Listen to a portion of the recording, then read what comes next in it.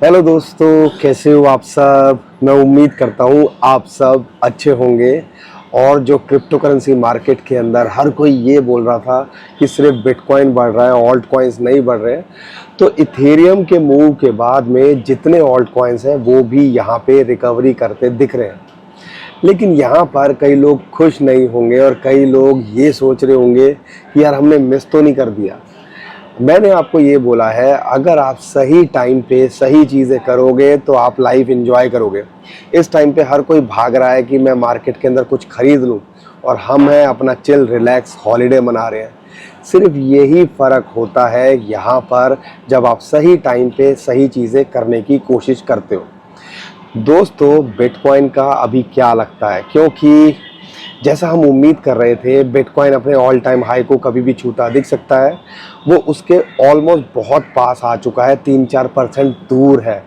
लेकिन हमारा जो टारगेट है वो ये नहीं है। हम सोच रहे हैं $1.5 लाख बिटकॉइन का प्राइस कब जाएगा और कम हम एग्ज़िट करने की सोचेंगे। तो यहाँ पर बिटकॉइन के लिए कुछ रुकावटें हैं, जैसे ऑल टाइम हाई, उसके बाद एक और लेवल है और उसके बाद $1 लाख है। तो क्या ये $1.5 लाख तक जा सकता है? और आज का जो चार्ट है, जो इंडिकेटर है, वो कहीं ना कहीं यही बता रहा है कि हाँ भैया, $1.5 लाख से $1,60,000 बिटकॉइन कभी भी जा सकता है। तो उसके बारे में बात करूँगा, इथेरियम के क्या टारगेट लगते हैं और इथेरियम के बाद क्या होता है क्रिप्टो करेंसी मार्केट के अंदर, वो भी आपको शेयर करने की कोशिश करूँगा। तो दोस्तों, और कुछ कॉइन्स भी मैं आज ले लूँगा। कोशिश करूँगा वीडियो जल्दी बनाने की, क्योंकि मैं बाहर हॉलीडेज़ पे हूँ और मैं आपका भी ज़्यादा टाइम वेस्ट नहीं करूँगा। और यहाँ पे कोशिश करूँगा कि मैं भी जल्दी से फ्री हो जाऊँ, क्योंकि सिचुएशन कैसी भी हो, मेरी रिस्पॉन्सिबिलिटी मैं अच्छे से समझता हूँ कि मैं आपके साथ लगातार बना रहूँ, और वो कोशिश करता हूँ। तो हमारा भी सपोर्ट कीजिए, वीडियो को लाइक करिए, चैनल को सब्सक्राइब करिए और शेयर करना बिल्कुल मत भूलिएगा। दोस्तों, सबसे पहले बिटकॉइन को लेके मैं बात बताता हूँ। और बिटकॉइन ETF का खेल यहाँ चल रहा है, लगातार 3,000, 4,000, 2,500 ये लगातार बिटकॉइन यहाँ खरीदे जा रहे हैं बिटकॉइन ETF की तरफ से। और उसी ने माहौल एकदम से चेंज कर दिया और बिटकॉइन $70,000 से ऊपर इस टाइम पे चल रहा है। तो आप कह लीजिए यहाँ पे $70,000 एक साइकोलॉजिकल होता है ना, कि 70,000 पार कर गया, क्योंकि उस फिगर को कहीं ना कहीं हर कोई दिमाग में रखता है। लेकिन अगर हम इनवर्स हेड एंड शोल्डर को देखते हैं, तो ऑल टाइम हाई या $74,000-$75,000 अगला इसका एक रेजिस्टेंस होना चाहिए। अगर उसके ऊपर जाता है, उसके पार जाता है, तो हमने PI साइकिल आपको बताया था, अगर उसके हिसाब से देखते हैं, जो ग्रीन लाइन है 350/2, अगर उसको देखते हैं तो वो एक इमीडिएट रेजिस्टेंस है। और जब भी उसको पार किया है तो बिटकॉइन फिर आपको यहाँ पे $1-1.5 लाख लगता दिख सकता है। ये तो थे दो इंडिकेटर जो हमने आपको पिछले एक हफ्ते के अंदर बताए, और कहीं ना कहीं बहुत सही तरीके से काम कर रहा है। और एक पैराबॉलिक मूव और बेस 4 की भी बात की थी, याद है ना आपको। इसलिए कहते हैं कॉपी पे लिख के रखा करो, कुछ सीखो हमारी वीडियो से, क्योंकि कई बार ऐसा होता है कि हम अवेलेबल ना हो, तो आप इन चार्ट्स को देख के कुछ करने की कोशिश तो करो। और ये जो चार्ट्स इंडिकेटर होते हैं ना, ये सिर्फ टाइम पास के लिए नहीं बनाए जाते, इनसे आप कुछ कमा सको। या देखो, एक चार्ट के भरोसे तो हम भी नहीं रहते, लेकिन जब सारे चार्ट्स या ज़्यादातर चार्ट्स को मैच करते हैं और फिर लगता है कि भैया उसी तरफ इशारा कर रहा है, तो हम यहाँ पर थोड़ा कॉन्फिडेंस आ जाता है कि हम मार्केट के अंदर कुछ अच्छा होते देख सकते हैं। लेकिन अगर मैं इसके अलावा बात करता हूँ, आज का जो चार्ट है वो है बड़ा इंटरेस्टिंग। अगर मैं उस चार्ट की बात करता हूँ तो वो आता है आपका, कुछ कॉइन्स भी है उसके बारे में बात करूंगा। वो आपका है 2 ईयर MA मल्टीप्लायर। अगर उसकी बात करते हैं, वो बड़ा इंटरेस्टिंग चार्ट है। और अगर हम पीछे की हिस्ट्री को देखते हैं, क्या है 2012-13 के अंदर, फिर जब ऑल टाइम हाई बनाया था, क्या है 2016-17 के अंदर, तो इसके अंदर 2-3 लाइनें जो आपको कंसीडर करनी है। एक है बिटकॉइन का प्राइस, और आपकी है एक जो रेड लाइन होती है 2 ईयर मूविंग एवरेज इनटू 5, उसकी बात इस टाइम पे हम करने वाले हैं। नीचे की लाइन की अगर बात करते हैं, जब भी बिटकॉइन उसके पार गया है अपना बॉटम बनाने के बाद, तो ऑल टाइम हाई बनाने से पहले उसने कभी भी इस लाइन को टच नहीं किया। और अगर इसकी बात माने, क्या है ये 2016 के अंदर बात करें, क्या है हम 2013-14 के अंदर बात करें, क्या है हम 2021 के अंदर बात करें तो, और आप देखो एक अच्छा लंबा खासा वनवास काटने के बाद ये जो ग्रीन लाइन आपको दिख रही है और उसके नीचे जो ग्रीन क्लाउड सा दिख रहा है, उसको पार करने के बाद अब ये रेड लाइन की तरफ जो है बढ़ता दिख रहा है। अगर हम इसकी भी कंसिडरेशन लेते हैं और यूजुअली इसको ये टॉप करता है, एक तरह से ये भी आपके लिए हो सकता है इशारा कि भैया एग्जिट करने का टाइम आ गया है, क्योंकि 2021 के टॉप के अंदर वहाँ गया और वहाँ से रिजेक्ट हुआ। तो कह लीजिए कि यहाँ पर आने वाले टाइम के अंदर ये भी इशारा कर रहा है कि $1.5 लाख 1,60,000 बिटकॉइन का पॉसिबल टॉप इस इंडिकेटर के हिसाब से हो सकता है। तो जब हमें ये चार्ट्स दिख रहे हैं, जब हमें सारी चीज़ें दिख रही हैं, तो हम क्यों ना इनको कंसीडर करें और इन पे क्यों ना वर्कआउट करें। इसलिए कहते हैं थोड़ा फोकस करो, थोड़ा सा यहाँ पे तरीके से समझने की कोशिश करो। और जब इंडिकेटर ये इशारे दे रहे हैं, और आप कई लोग सोचते थे ना हमें 50,000 पे डर क्यों नहीं लग रहा, हमें इसी वजह से डर नहीं लग रहा था क्योंकि हमें पता था कि यहाँ पे 50,000 भी आ जाएगा तो कोई फ़र्क नहीं है, क्योंकि इंडिकेटर्स यही इशारा कर रहे हैं कि देर सवेर में बिटकॉइन यहाँ पे अच्छा करता दिख सकता है। तो यहाँ पे क्या है, मैं पैराबॉलिक मूव की बात करूँ वो $1 लाख 90,000 बताता है। अगर मैं बात करता हूँ PI साइकिल की, तो वो ग्रीन लाइन जो है वो टॉप वो बताता है कि उसके ऊपर जाता है जो 83,000 रेजिस्टेंस है, तो फिर हम $1.5 लाख के आसपास देखते हैं।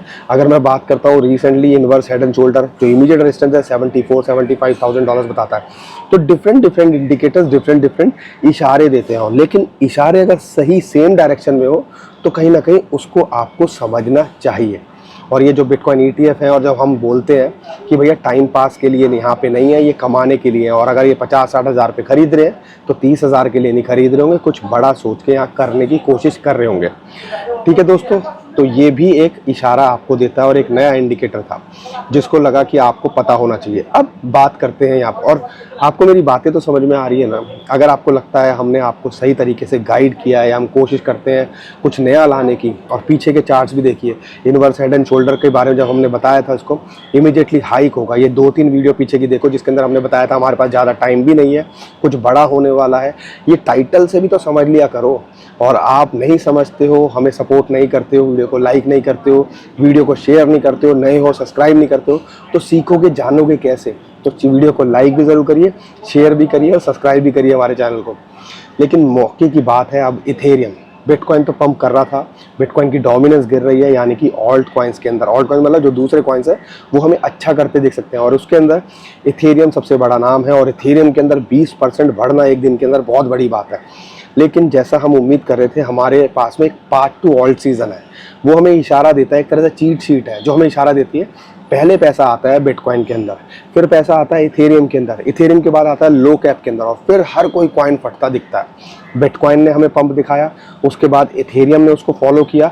इथेरियम का फॉलो करने का एक बड़ी न्यूज़ थी, वो थी कि इथेरियम का ETF अप्रूव होते दिख सकते हैं, और पूरे चांसेस बन रहे हैं कि आपको आने वाले टाइम के अंदर इथेरियम के ETF अप्रूव होते दिखे। अगर होता है तो जैसा आपने देखा ना कि 20% बढ़ गया, तो ये ऑल टाइम हाई को भी कब छूता दिखे तो आपको पता भी नहीं चलेगा। और अगर उसके पार गया तो हम जैसा उम्मीद करें इस बुल साइकिल के अंदर $7,500 से $10,000 के बीच में ये देखने को मिल सकता है। लेकिन इथेरियम के लिए एक इमीडिएट रेजिस्टेंस है, वो है लगभग फिबोनाची की 0.786 रेशियो, जो कि लगभग 4,000 $4,050 के आसपास आती है।